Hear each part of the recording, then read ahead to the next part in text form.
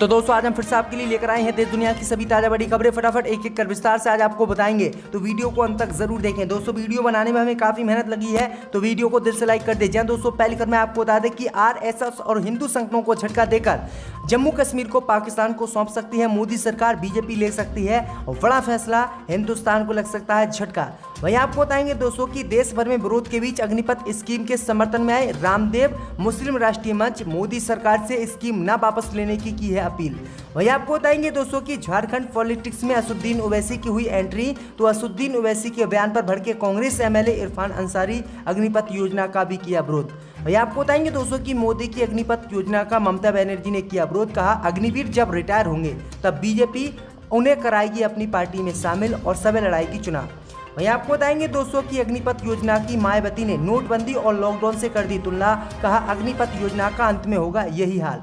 वहीं आपको बताएंगे दोस्तों कि उत्तर प्रदेश के डिप्टी सीएम केशव प्रसाद मौर्य ने आजम खान पर बोला बड़ा हमला। डिप्टी सीएम केशव प्रसाद मौर्य बोले आजम खान का दिमाग हो गया है खराब, कराए जल्द से जल्द इलाज। तो दोस्तों सभी खबरों को आपको एक एक कर बताने वाले हैं। वीडियो को लाइक कर चैनल को सब्सक्राइब कर दें और हमें कमेंट करके बताएं कि आपके जिले किस राज्य से हमारी खबरों को देख रहे हैं। इसी बीच पर तो दोस्तों अगली खबर की ओर, तो अनुच्छेद 370 हटने के बाद अब जम्मू कश्मीर को पाकिस्तान को सौंप सकती है मोदी सरकार। जी हाँ दोस्तों, आपको बता दें ये बड़ी खबर सामने निकल कर आई दोस्तों कि जम्मू कश्मीर से अनुच्छेद 370 हटाने के बाद मोदी सरकार ने एक बड़ा फैसला लिया था, जिसके बाद हिंदू संगठन सहित हिंदुओं ने कहा था कि अगर मोदी अनुच्छेद 370 जम्मू कश्मीर से नहीं हटाते तो जम्मू कश्मीर पाकिस्तान छीन लेता। लेकिन आपको बता दें कि अब इसी जम्मू कश्मीर को लेकर मोदी सरकार की मुश्किलें बढ़ गई हैं। दरअसल आपको बता दें कि मध्य प्रदेश लोक सेवा आयोग की रविवार को हुई राज्य सेवा एवं वन सेवा प्रारंभिक परीक्षा में पूछे गए एक प्रश्न पर विवाद खड़ा हो गया है। दरअसल आपको बता दें कि प्रारंभिक परीक्षा के सेट ABC एवं D में कश्मीर पर बयान एवं तर्क आधारित सवाल पूछा गया था कि क्या भारत को कश्मीर को पाकिस्तान को देने का फैसला लेना चाहिए। विद्यार्थियों को इस सवाल का उत्तर देने के लिए तर्क भी दिए गए थे। तर्क 1 में लिखा गया था कि हाँ इससे भारत का धन बचेगा। तर्क 2 में लिखा गया था नहीं, ऐसे फैसले से इसी तरह की और भी मांगे बढ़ जाएंगी। वहीं आपको बता दें कि उत्तर में तर्क A मजबूत, B तर्क 2 मजबूत, C तर्क A और तर्क दोनों मजबूत, D तर्क 1 और 2 दोनों ही मजबूत नहीं है। वहीं आपको बता दें कि इस सवाल के बाद अब पूरे देश में हंगामा मचा हुआ है और मांग उठने लगी है कि क्या मोदी सरकार ऐसी रणनीति बना रही कि जम्मू कश्मीर को पाकिस्तान को सौंपेगी। इसी बीच पर तो दोस्तों अगली खबर की ओर, तो देश भर में विरोध के बीच अग्निपथ स्कीम के समर्थन में उतरे रामदेव और मुस्लिम राष्ट्रीय मंच। जैतो साहब को बता दें कि सेना में भर्ती के लिए केंद्र सरकार की अग्निपथ योजना का देश भर में विरोध हो रहा है, लेकिन इन सब के बीच बड़े बड़े दिग्गज अब इस स्कीम के समर्थन में उतरते नजर आए हैं। इसमें योग गुरु बाबा रामदेव, आध्यात्मिक गुरु श्री श्री रविशंकर और मुस्लिम राष्ट्रीय मंच का नाम शामिल है।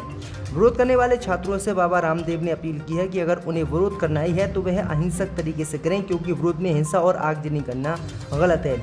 उन्होंने हिंसा करने से देश और राष्ट्रीय संपत्ति का नुकसान करने वालों को भी खरी खरी सुनाई है। योग गुरु बाबा रामदेव ने जोर देकर कहा है कि युवा अग्निपथ के विरोध में अग्निपथ पर नहीं बल्कि योग पथ पर चलें। उन्होंने कहा है कि सरकार जरूरत के अनुसार योजना में जरूरी बदलाव कर रही है और युवा अपना हौसला बनाए रखें और अहिंसक तरीके से विरोध करें। उन्होंने कहा है कि जो युवा सेना में रहकर देश की सेवा करना चाहते हैं वह आगजनी से देश को फूंककर देश की सेवा नहीं कर सकते। उन्होंने कहा है कि सेना में सेवा चाहे 1 साल हो या 4 साल की हो, जैसी भी सरकार की निर्धारित नीति हो उसके समर्थन में लोगों को आना चाहिए। वहीं आपको बता दें कि इसी समर्थन में मुस्लिम राष्ट्रीय मंच उतर आई है और मुस्लिम राष्ट्रीय मंच ने भी इस योजना का समर्थन करते हुए जो लोग इस योजना का विरोध कर रहे हैं उनका विरोध किया। इसी बीच पर तो दोस्तों अगली खबर की ओर, तो असदुद्दीन ओवैसी पर भड़के कांग्रेस एमएलए इरफान अंसारी अग्निपथ योजना को लेकर भी दिया बड़ा बयान। जय दोस्तों, आपको बता दें कि माडर विधानसभा उपचुनाव के दौरान असदुद्दीन ओवैसी के बयान को लेकर झारखंड में सियासी पारा चढ़ गया है। एआईएमएम के नेता असदुद्दीन ओवैसी और झारखंड के जामताड़ा से विधायक इरफान अंसारी आमने सामने आ गए हैं।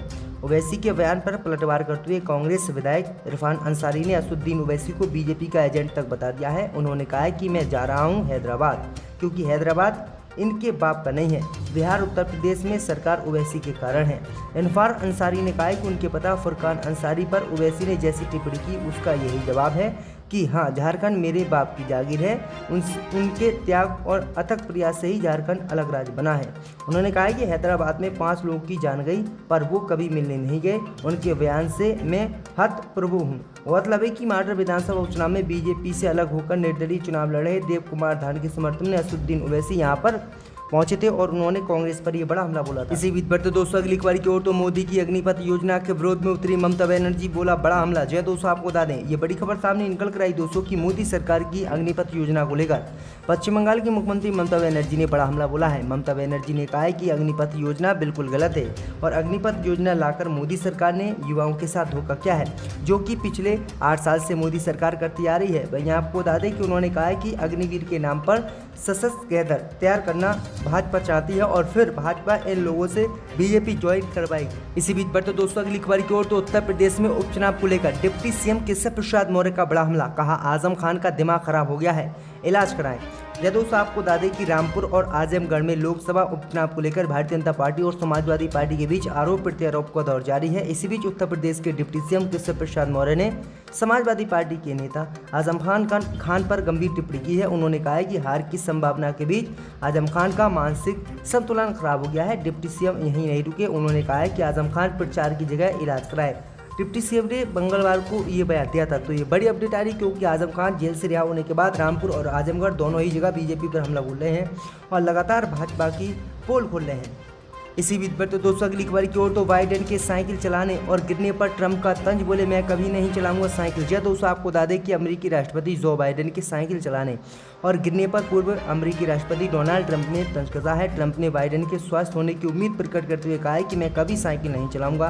बाइडेन हाल ही में अपने गृह राज्य डेलावेयर में छुट्टियां बिताने के दौरान साइकिल चलाते नजर आए थे। इसी दौरान उनकी साइकिल फिसलने से वे गिर गए थे। ट्रंप ने चुटकी लेते हुए बाइडेन का नाम लिए बगैर कहा है कि मुझे उम्मीद है कि वह ठीक हो गए होंगे, क्योंकि जैसा कि आप जानते हैं वह अपनी साइकिल से गिर गए थे। मैं आज आपसे ये बात करता हूँ कि मैं कभी भी साइकिल से की सैर नहीं करूँगा। तो बड़ी अपडेट आ रही दोस्तों। इसी बीच बढ़ते दोस्तों अगली खबर की ओर तो मोदी की अग्निपथ योजना पर बोली मायावती, नोटबंदी और लॉकडाउन से अग्निपथ योजना की तुलना। जय दोस्तों आपको बता दें कि बसपा सुप्रीमो मायावती ने सोमवार को ट्वीट कर कहा कि केंद्र सरकार नोटबंदी और लॉकडाउन की तरह ही अग्निपथ योजना को अचानक और आपाधापी में थोप रही है, जिससे कि युवा आक्रोशित हैं। उन्होंने सरकार से अपील की है कि सरकार उनके परिजनों के बारे में सोचे और इस स्कीम को वापस ले। उन्होंने कहा कि जिस तरह से मोदी सरकार ने अचानक नोटबंदी और लॉकडाउन का फैसला लिया था, उससे पूरे देश को बहुत बड़ा नुकसान हुआ था। उसी तरह से मोदी सरकार अग्निपथ योजना लेकर आई है और इसको जबरदस्ती युवाओं पर थोप रही है। इसी बीच बढ़ते दोस्तों अगली खबर की ओर तो महाराष्ट्र की राजनीति ने लिया नाटकीय मोड़, शिवसेना के 11 विधायक संपर्क से बाहर। यह दोस्तों आपको बता दें कि महाराष्ट्र में शिवसेना और उद्धव ठाकरे सरकार के लिए एक बड़ा झटका सामने आया है।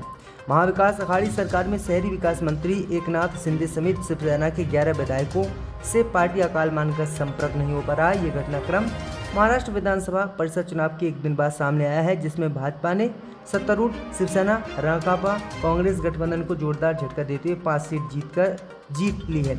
बताया जा रहा है कि शिंदे और अन्य विधायक सूरत के एक 5 स्टार होटल में ठहरे हुए हैं। सूत्रों की माने तो इन सभी विधायकों ने सोमवार शाम 7 बजे सूरत के लिए एक चार्टर फ्लाइट से उड़ान भरी। ठाणे में महाराष्ट्र के मंत्री और शिवसेना नेता एक साथ शिंदे के आवास के बाहर सुरक्षा बढ़ा दी गई है। इधर एमएलसी चुनाव में संदिग्ध क्रॉस वोटिंग के बाद सीएम उद्धव ठाकरे ने आज दोपहर 12 बजे शिवसेना के सभी विधायकों की तत्काल बैठक बुलाई है। सभी विधायकों की बैठक में मौजूद रहने के लिए सख्ती से कहा गया है।